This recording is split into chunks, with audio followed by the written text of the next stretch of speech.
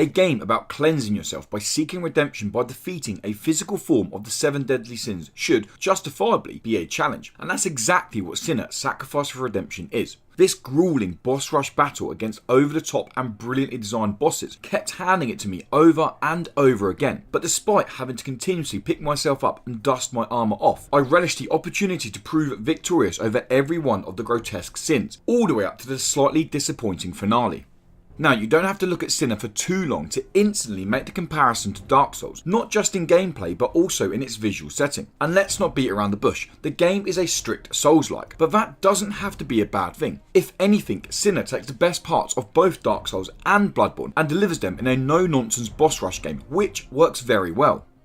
Overall, there are 8 bosses to take down, the 7 deadly sins and a final boss, but more on them later. The bosses that represent the different sins are some of the best designed bosses I've seen in a long time. Not because they're unique mechanics or overcomplicated design, but simply how well they play into their sinful persona. Angron, who represents Wrath, is intimidatingly oversized and threatens you with slow but devastating attacks, whereas Canal, who represents Lust, moves with a delicate type of grace and is devastatingly swift. Every time I stepped into a new atonement for the first time, I looked forward to seeing what carefully created monstrosity waited for me on the other side. I'm pleased to say that I was never disappointed with the physical form of any of the deadly sins. Each offered a completely new approach to take them down. Well, all but the final encounter.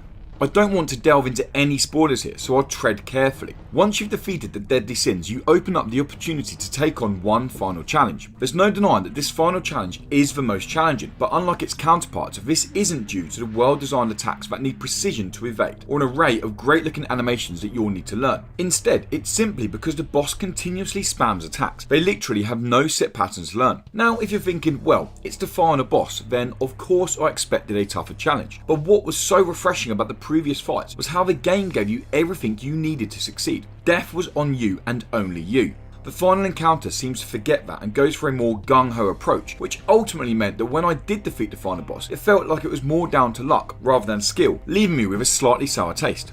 Enough on the final boss and potentially the only real flaw in the game. As I previously mentioned, all the sinful bosses are truly brilliant. Hard, but brilliant. Despite their excellent design, they are not the stars of the show. That comes down to the extremely tight gameplay. It's no secret so many games have tried to use the Souls-like gameplay to create a challenge, and too often the true challenge lies in the poor controls or combat design. This is what made me so happy the moment I realised developers Dark Star absolutely nailed the gameplay mechanics. Sidestepping is smooth and responsive, your shield blocks front-end attacks, and when needed the evasive roll, well, simply perfection. An example of this is when fighting with disgusting gluttony, you will need to get close to evade their seriously powerful attacks. The hitboxes are that well designed that a perfectly timed roll will beautifully slip you under the monster's arms and provide you the perfect punishing opportunity.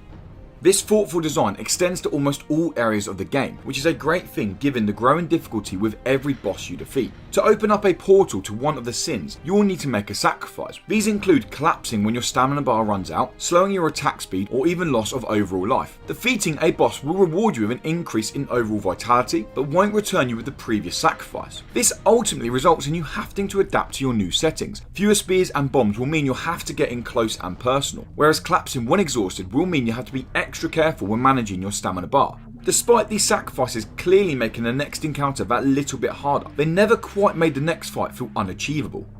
Sinner Sacrifice for Redemption is as much of a mental challenge as it is a physical challenge. From the word go, the game provides you with everything that you need to seek redemption against the wonderfully designed sinful bosses. Unfortunately, the final encounter isn't as exciting as the journey to get there, but nevertheless, seeking redemption in Sinner Sacrifice for Redemption is a grueling quest that I thoroughly enjoyed.